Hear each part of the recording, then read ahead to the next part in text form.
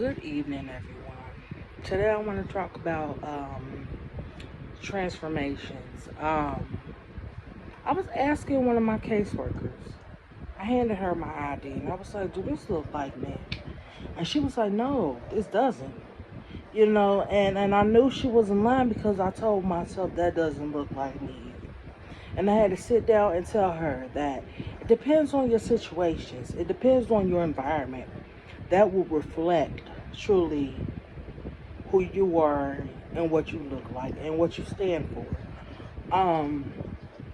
A lot of people don't want to transform. A lot of people feel like if they transform, then they won't look the part, be the part. You know, um, but as long as you know you are the part, that's all that matters. That's all that counts. I've been in the system my whole life. Um, I've been treated like a inmate. Well, I was an inmate due to other people loving to play with magic. So I was in prison twice. So I was an inmate. And I just grew. A lot of people always wonder why I was there. And I knew I wasn't a bad person. But I told myself that I can't continue to keep going in circles. I already know the rules of institutions. Like, you don't have to tell me what I need to do. You don't need to tell me what steps I need to take, to stay out of trouble, to be able to move forward, to grow. Um a lot of people told me that I will be back in prison. And just thinking about it, like, okay, maybe they had something to do, something to do with me being an inmate not only once but twice. But they was trying to make this the third time a charm, and I always looked at people like, okay, how many rule books do you need to read, to be able to not only access the information but acknowledge that you at least skim the information, skim the booklet, the pamphlet, whatever piece of paper that was given to you, you know um and a lot of people rather stay in a uniform, because it's more comfortable for them. Being like everybody else is a better form of attire. And I don't want to be like everybody else. I don't want to be like nobody but me.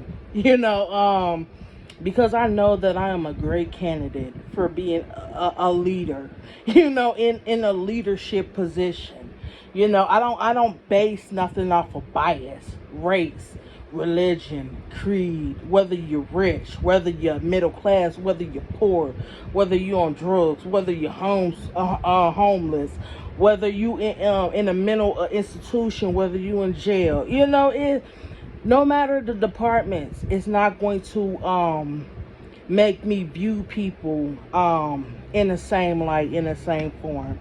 And a lot of people viewed me in the same form because they were so fixated on my downfalls, on me just destructing.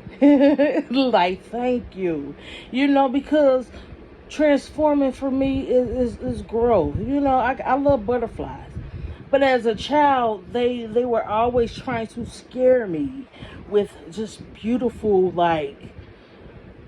creations, and it started with butterflies. And you know how the butterfly evolves, because it goes through the stage of, being a shell, being a caterpillar, having to go through seasons of growth to be able to bloom, to be able to fly, to be able to show off the razzle and the dazzle, like the different colors, the different formations, the different techniques.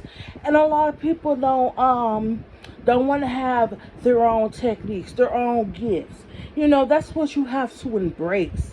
Being different, being able to separate yourself from a whole batch of, a whole batch of mess, confusion, conflict. How are you able to understand or awaken your gifts if you're surrounded by nonsense, foolery, fuckery, shit that gets you in a fucked up situation. You may be in a position that you'll never get that chance to show and share your gifts with the world. And a lot of people don't want to look at that. A lot of people rather see somebody on their level or under their level. And really, if they are on their level, they're gonna be in competition. It's like I'm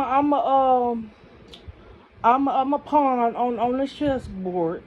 I'm the white one, and the opposition is the dark one. But the thing is, that board is mine because I've earned my halo and my horns. I've earned my way to the light side and the dark side because I can still hold myself accountable and take responsibility for my actions. I'll still be able to voice how I feel, because they said the truth will set you free. So me telling the truth may get me in trouble, but it may also open other doors for me to go through, So my steps are a transfix. Like it's a remembrance of why I went through hell, why I'm on my journey to heaven. Because I was able to appreciate the fire, appreciate the burns, the betrayal, the being stolen from, being lied, crucified, because at the end of the day, my enemies are silently rooting for me, because they realize they got the same traits and gifts that I have. So they understand that they maybe if they would have took steps in a different direction, they could have been something more. It's not about perfection. So all this magic, mirroring, casting doubts and spells of confusion and whatnot. All you did was make me into a phoenix. Make me into, like, I'll be able to walk through hell with a smile on my face, and be able to say, God bless you, thank you. Still be able to be courteous and respectful. Just because you in hell don't mean you gotta act out to have a seat in hell. You can have seats in heaven and hell. You can have a spot anywhere. All you gotta do is be able to be yourself and appreciate yourself. Appreciate just looking around. You got a lot of people out here that know how to be sports, athletes. You got talents. Why don't you compete with yourself? Why don't you mirror yourself? Because that's the only thing you're going to ever mirror is yourself. You don't want to mirror competing against other people. Because at the end of the day, you got a lot of people that are in a higher mind state than you, mind frame. They're in a frame of, okay, I want to learn these different skills from these other athletes. They're not really in competition, but they're in a stage of wanting to know more, wanting to appreciate even their trials and their tribulations, even on the opposition side. So a lot of people need to realize that transforming is beautiful. Don't be scared to step out the way and be like, man, fuck this shit. Let me just go another route. Because you see what's in your surrounding areas. You see the people you're around, where they're going. All these promises they made when they were younger. They always talking about tomorrow, next week. Look at truly what foundations have they literally set in stone to say, okay, you told me you was gonna do this in your in too many previous lives and cycles, but you still haven't put in the work. You still haven't took the necessary steps to be able to flourish and bloom. You can't compete where you're not, where there's no competition. Because I've been there and I've done that. Not even in an innocent state where I had spells and magic and shit done on me. I still made sure that I kept respect there. I kept appreciation and gratitude. I made sure I kept my my eyes towards learning, so I could be able to help somebody else.